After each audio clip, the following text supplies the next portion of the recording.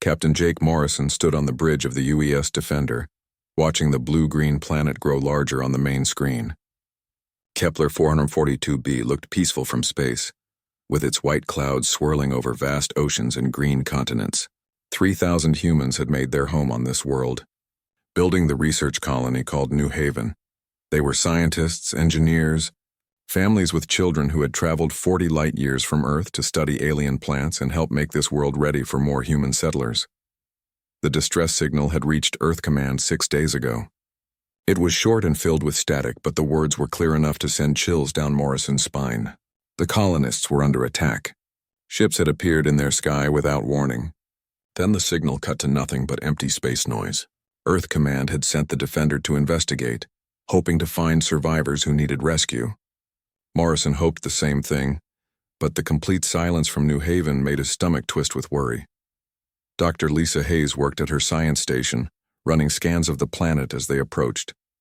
Her instruments could detect metal structures, power sources, and life signs from orbit. What she found made her face go pale. There were no power readings from where New Haven should be, no radio signals, no heat signatures that would show human activity. Instead, her sensors showed something else that made no sense.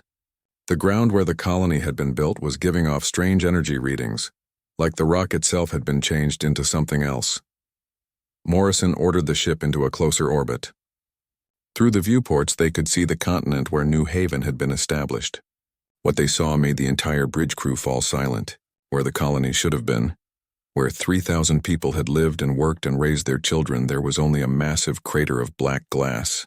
The ground had been heated to such extreme temperatures that the rock and soil had melted and then cooled into a smooth, dark surface that reflected the alien sun like a mirror. The crater was huge, stretching for kilometers in every direction from where the main settlement had been. Around the edges, they could see the twisted remains of what had once been farms and research stations. The metal had melted and flowed like water before cooling into strange shapes. Trees that had stood for hundreds of years were gone, turned to ash that the wind had already scattered. Even the river that had run through the colony site had changed course, flowing around the glass crater as if the earth itself was afraid to touch that cursed ground. Dr. Hayes ran every scan she could think of, hoping to find some sign that people had escaped, that somewhere on this world there were survivors hiding in caves or emergency shelters. Her instruments found nothing. No human life signs anywhere on the planet, no emergency beacons, no hidden settlements. The attack had been so sudden and complete that no one had time to run or hide. 3,000 people, including 800 children, had simply been erased from existence in what must have been minutes or even seconds. Morrison sent down a landing team in protective suits to examine the crater up close. They found evidence of the weapon that had done this terrible thing. The glass was not natural. It had been created by some kind of plasma bombardment from space, fired down from ships in orbit with enough power to melt solid rock. The attack had been precise and methodical. Whoever had done this had wanted to make sure that nothing remained of the human settlement. They had wanted to erase every trace that humans had ever been on this world. The landing team found other clues in the ruins around the crater. Pieces of metal that did not match human technology, energy weapon burn marks that showed a pattern the scientists had never seen before. Dr. Hayes analyzed everything they brought back to the ship. The metal fragments contained elements that were common in a region of space controlled by an alien empire called the Zephyrian Dominion. The weapon signatures matched reports from other worlds, where the Zephyrians had attacked mining colonies belonging to different alien species. Morrison studied the files on the Zephyrian Dominion that Earth Command had given him before the mission. They were a powerful empire that controlled dozens of star systems. Their technology was advanced, especially their weapons and warships. They were known for taking over worlds with valuable resources, usually by forcing the current inhabitants to leave or become slaves. But this was different. The Zephyrians had not tried to force the humans to leave New Haven. They had simply destroyed them without warning or negotiation. The planet had large deposits of rare metals that were valuable for building advanced electronics and starship engines. The Zephyrians had probably decided they wanted those resources for themselves. Rather than deal with human claims to the world or try to negotiate, they had chosen the simple solution of murdering every human on the planet. To them, humans were probably just another weak species that could be brushed aside like insects. They had no idea what kind of species they had just made an enemy of. Morrison sat in his command chair, staring at the images of the glass crater on his screen. He thought about the families who had died here. Children who would never grow up. Scientists who had been working to make life better for all humanity. Engineers who had been building a new world where humans could live and prosper. All of them dead because some alien empire had decided their lives were worth less than metal in the ground. His hands clenched into fists as anger built in his chest like a fire. He opened a secure communication channel to Earth Command. The message would take 3 weeks to reach Earth through hyperspace relays, but it had to be sent. Morrison's voice was calm and professional as he recorded the report, but his eyes were cold as winter space. He described what they had found, uploaded all the sensor data and images, and identified the Zephyrian Dominion as the enemy responsible for the attack. Then he added his own recommendation at the end of the message. The Zephyrian Dominion had committed an act of war against humanity. They had murdered 3,000 innocent people without cause or warning. Earth needed to respond with force. Admiral Helen Carter had seen many terrible things in her 30 years of military service, but the images from New Haven made her feel sick to her stomach. She stood in the main briefing room at Earth Command headquarters, watching as the holographic display showed the glass crater where 3,000 humans had once lived. The room was filled with the most powerful people on Earth. Politicians, military leaders, scientists, and intelligence officers all stared at the evidence of humanity's first major loss to an alien enemy. President Johnson spoke first, his voice heavy with grief and anger. He had been the one to approve the New Haven colony mission 5 years ago. He had shaken hands with many of the families before they left Earth, promising them that they would be safe on their new world. Now those families were dead, and he felt the weight of their deaths on his shoulders. He asked Admiral Carter what Earth's military could do to respond to this attack. Carter's answer was simple and direct. Earth would go to war. The transformation of Earth began within hours of that meeting. For decades, humanity had focused on peaceful exploration of space. Their ships were built for science and colonization, not warfare. Their weapons were designed for defending against pirates and small threats, not for fighting a major alien empire. But humans had not forgotten how to make war. They had simply chosen not to. That choice was over now.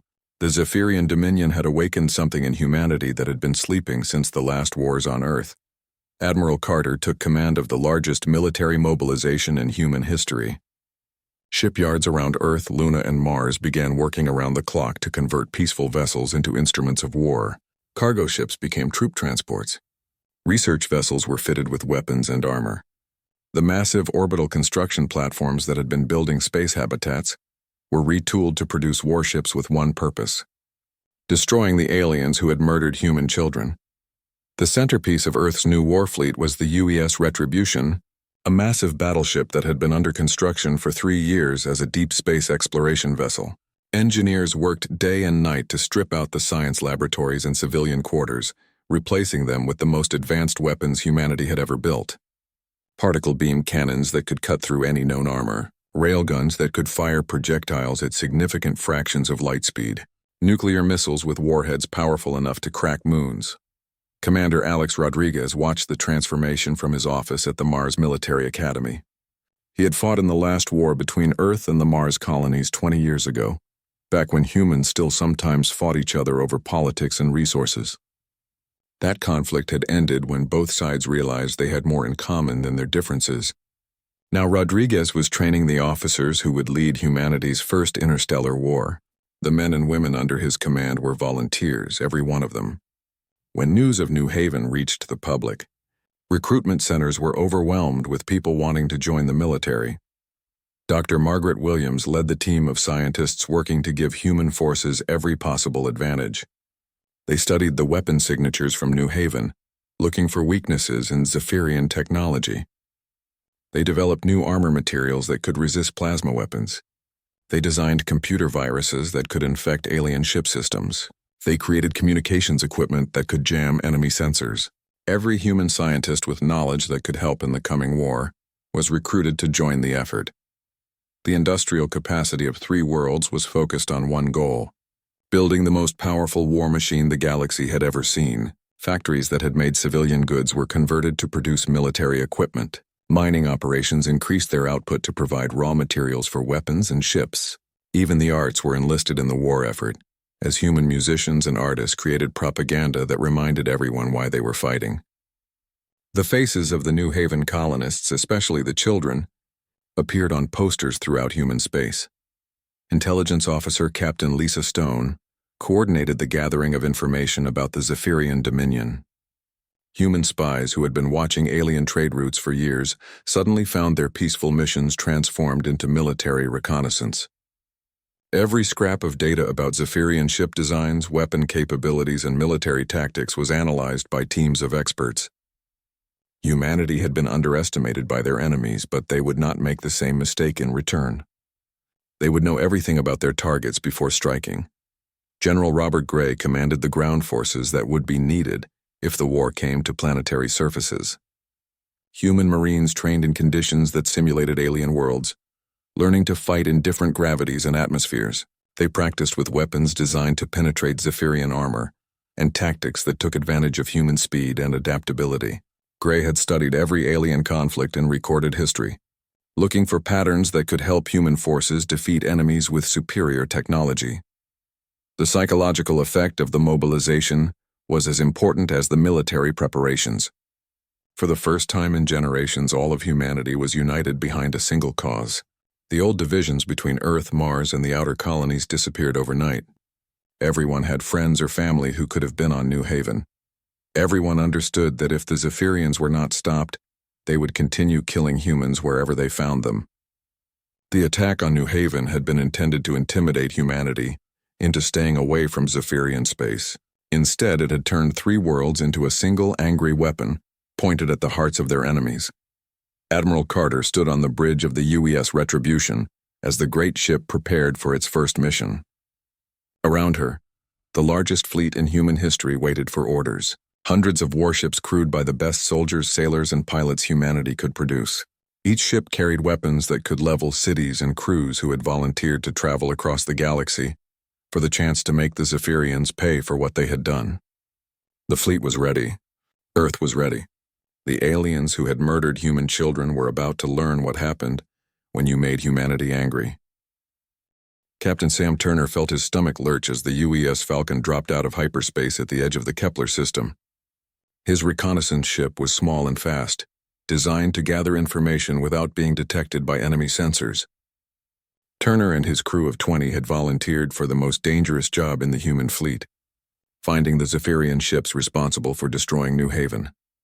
Intelligence reports suggested that a Zephyrian patrol group was still operating in the area, probably to make sure no other human ships came to investigate the colony's destruction.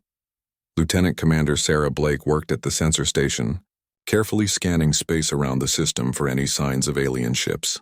Her equipment had been upgraded with new technology that could detect Zephyrian energy signatures from greater distances. What she found made her blood run cold. 12 large warships were positioned throughout the outer system. Their weapons pointed toward the hyperspace jump points that human ships would use to enter the area. The aliens were waiting for more humans to arrive, planning to destroy them just as they had destroyed the colonists. Turner studied the enemy ship positions on his tactical display. The Zephyrian vessels were spread out in a defensive pattern that would allow them to attack any human force that entered the system. Each ship was massive, easily 10 times the size of the Falcon, with enough firepower to destroy a human city. But they were also slow and predictable, following standard military formations that human tacticians had studied from intercepted alien communications. The Zephyrians were confident in their technological superiority, which meant they had become careless. The Falcon remained hidden in the shadow of a large asteroid while Turner sent an encrypted message back to Admiral Carter's fleet. The message contained detailed information about enemy positions, ship types, and weapon capabilities. More importantly, it included Turner's recommendation for how to attack the alien patrol. The key was speed and surprise. The Zephyrians expected human ships to be slow and weak, like the peaceful vessels they had encountered before. They were not prepared for the new generation of human warships that could move faster than anything in their fleet. 3 days later, the main human fleet arrived at the edge of the system.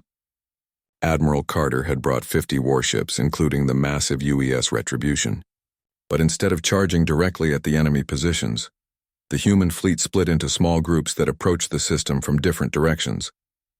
Each group used the cover of asteroids and planetary bodies to hide their approach. The Zephyrian sensors were designed to detect large formations of ships moving in straight lines, not small groups using stealth tactics.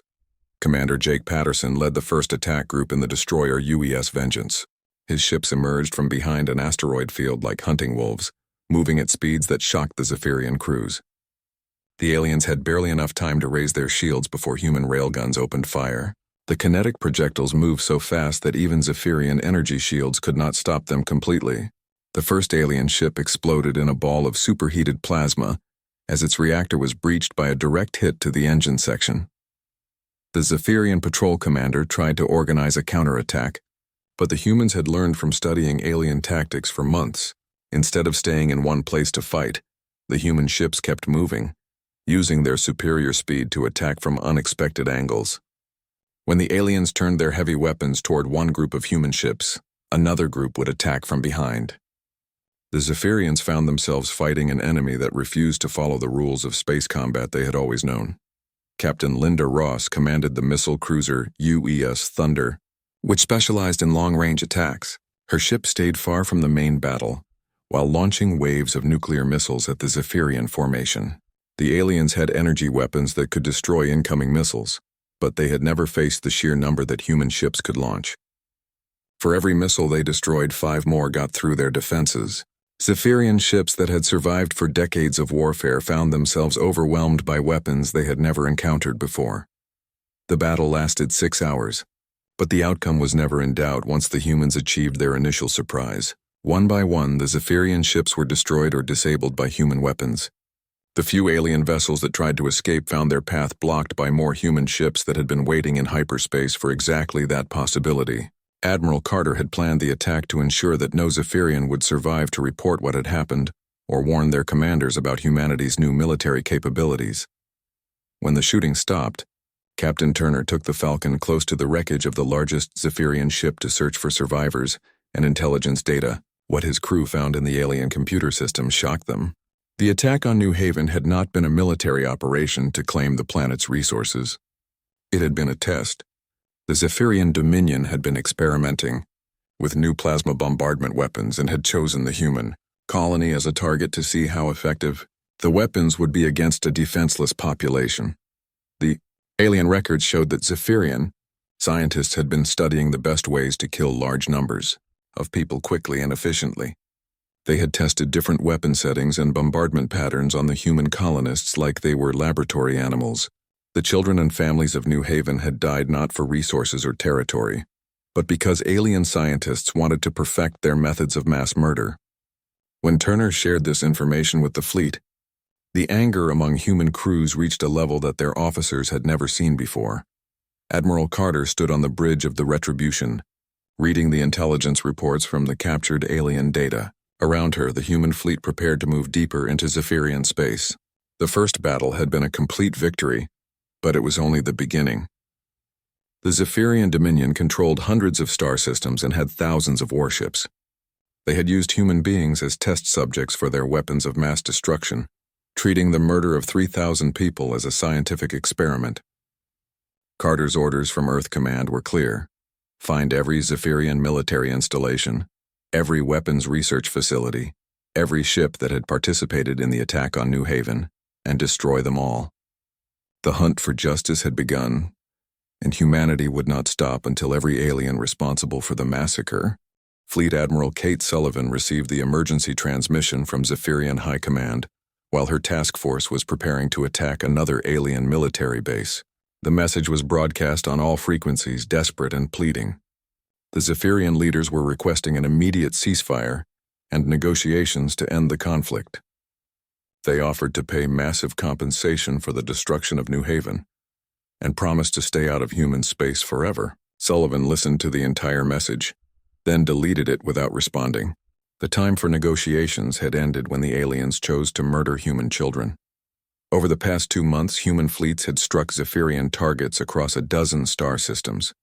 Mining stations that supplied raw materials for alien weapons were destroyed by nuclear bombardment. Supply depots that fed Zephyrian military forces were reduced to radioactive debris. Research facilities where alien scientists developed new methods of killing were targeted for complete annihilation. Every installation that contributed to Zephyrian military power was marked for destruction, and human forces showed the same mercy that the aliens had shown to the colonists of New Haven. Captain Ryan Clark led the fighter squadron called Death's Head, flying the newest human interceptors against Zephyrian defensive fighters. His pilots had trained for months to fight alien aircraft, learning to use human speed and agility against the heavier but more powerful Zephyrian designs. Clark had lost friends in the early battles, good pilots who had died learning how to kill aliens, but now his squadron was unstoppable. They hit Zephyrian formations like lightning, destroying enemy fighters before disappearing back into space. The psychological warfare was as effective as the military attacks.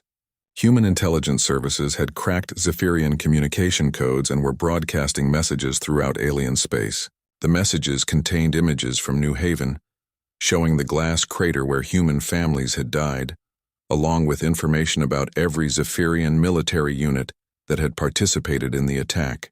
The broadcast promised that every alien involved in the massacre would be hunted down and killed, no matter how long it took or where they tried to hide. Colonel Dan Walker commanded the ground forces that secured Zephyrian installations after the orbital bombardments. His Marines had fought on 6 different alien worlds, capturing weapons research data and prisoner records that revealed the full scope of Zephyrian crimes. The aliens had been using other species as test subjects for their weapons for decades, perfecting methods of genocide that they planned to use across the galaxy. The humans they had killed on New Haven were just the latest victims of a program designed to eliminate entire civilizations. Other alien species watched the human campaign with growing amazement and fear. The Zephyrian Dominion had been one of the most powerful empires in the galaxy, controlling trade routes and demanding tribute from weaker civilizations for centuries.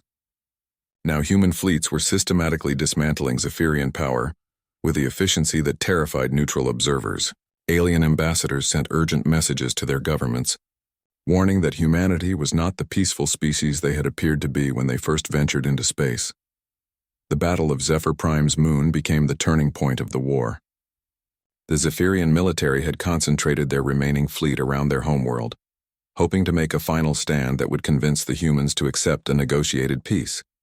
Admiral Carter brought the entire human war fleet to the system, over 300 ships armed with every weapon humanity had developed. The battle lasted 18 hours and ended with the complete destruction of Zephyrian space power. Not a single alien warship escaped. Captain Clark's fighter squadron played a crucial role in the battle, breaking through the orbital defense network that protected Zephyr Prime. His pilots flew through deadly fields of alien defensive fire to destroy the weapon platforms that could have threatened the human fleet. Clark himself led the final attack on the main command station, ramming his damaged fighter into the alien control center when his weapons ran out of ammunition. His sacrifice opened the way for human bombers to destroy the entire defensive grid. With their military forces destroyed and their homeworld defenseless, the Zephyrian government finally understood what they had awakened when they attacked New Haven. The humans who had seemed so weak and peaceful were capable of organizing and executing a campaign of destruction that had crippled a galactic empire in 3 months. Zephyrian leaders who had ruled through fear and intimidation for generations found themselves begging for mercy from a species they had tried to exterminate. Admiral Carter received a personal message from the Zephyrian Emperor, offering complete surrender and promising to turn over every individual involved in the New Haven attack for human justice. The Emperor begged Carter to remember that not all Zephyrians had supported the weapons testing program, and that billions of innocent aliens would suffer if the human attacks continued.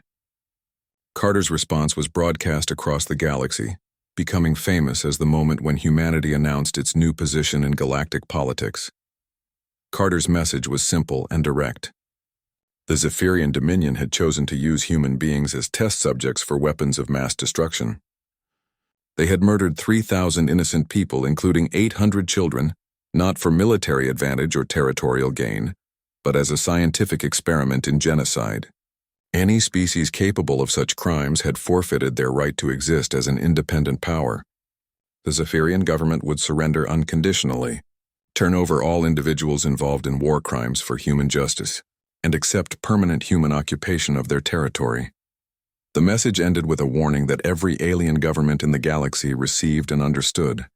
Humanity had tried to be peaceful neighbors when they first ventured into space, offering friendship and cooperation to any species willing to accept them. The Zephyrian attack on New Haven had taught them that some species only understood strength and fear. From this day forward, any attack on human civilians would result in the complete destruction of the attacking civilization. The galaxy had been warned. Humanity was no longer anyone's victim. 3 months after the first human ship had discovered the glass crater where New Haven once stood, Admiral Carter stood on the surface of Zephyr Prime, watching human transports land at the former alien capital. The massive Zephyrian government buildings that had once housed the Empire's leadership now flew human flags. Zephyrian officials who had ordered the deaths of human colonists were in prison cells, waiting for trials that would determine their fate. The most powerful alien empire in this region of the galaxy had been reduced to occupied territory under human military control. The surrender ceremony had been broadcast across the galaxy, showing alien leaders kneeling before human officers and formally transferring control of their government to Earth Command. The Zephyrian Emperor, who had ruled billions of subjects across dozens of star systems, signed the surrender documents with shaking hands while human Marines stood guard around him. The treaty was harsh but fair: complete disarmament, massive war reparations, and human oversight of all Zephyrian activities for the next 50 years. General Robert Gray commanded the occupation forces that were establishing human authority throughout former Zephyrian space. His troops had found evidence of alien war crimes on every world they had liberated, including prison camps where other species had been held for weapons testing. The galaxy was learning that the Zephyrian attack on New Haven had been part of a much larger program of genocide and experimentation.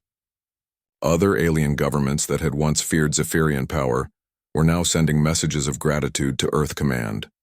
The economic effects of humanity's victory were being felt across the galaxy. Trade routes that had been controlled by Zephyrian taxes and regulations were now open to free commerce under human protection. Alien species that had been forced to pay tribute to the Zephyrian Empire for centuries found themselves with new wealth and freedom. Human merchants and diplomats were welcomed on worlds where they had never been allowed before, as grateful alien governments sought Earth's friendship and protection.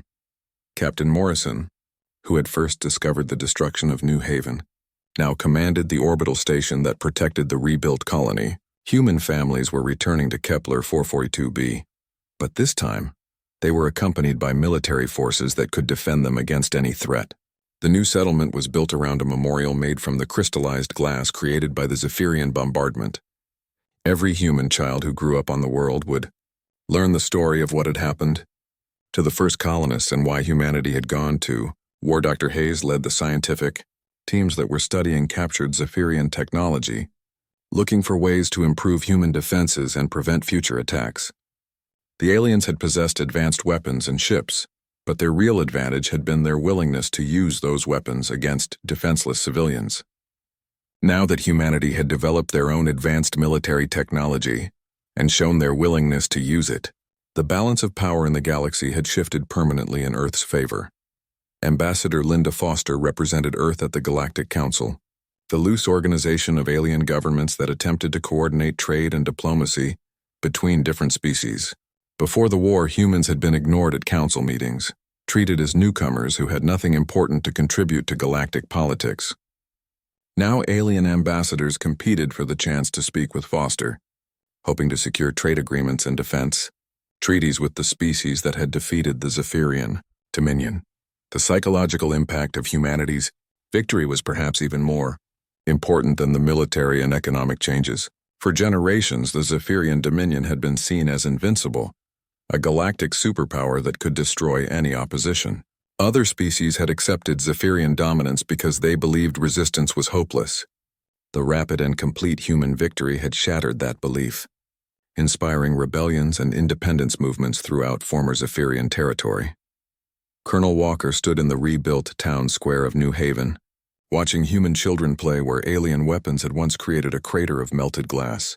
The memorial wall nearby bore the names of every person who had died in the original attack, along with the names of human soldiers who had given their lives to avenge those deaths. Walker had fought on a dozen alien worlds during the war, but this peaceful scene of children playing safely under human protection made all the battles worthwhile. The war had transformed humanity from a peaceful species, focused on exploration and science, into the galaxy's newest superpower. Human fleets patrolled trade routes that had once been dominated by alien empires. Human bases protected worlds where other species lived in freedom for the first time in centuries. Human diplomats negotiated treaties that shaped the future of galactic civilization. The species that had once been dismissed as weak newcomers was now the most powerful military force in known space. Admiral Carter received regular reports from human commanders throughout the former Zephyrian territory. The transition from alien empire to human protectorate was proceeding smoothly, with most local populations welcoming their new rulers. The few Zephyrian loyalists who attempted resistance were quickly defeated by human forces and local allies who remembered decades of alien oppression. Peace was returning to a region of space that had known only fear and tyranny under Zephyrian rule. The lesson of the war spread throughout the galaxy like ripples in a pond.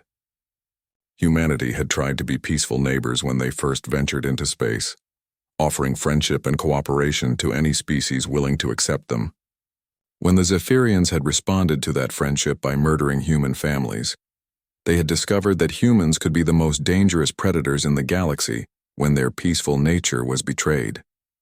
Other alien empires that might have considered attacking human colonies reconsidered their plans when they saw what had happened to the mighty Zephyrian dominion. The message was clear and simple.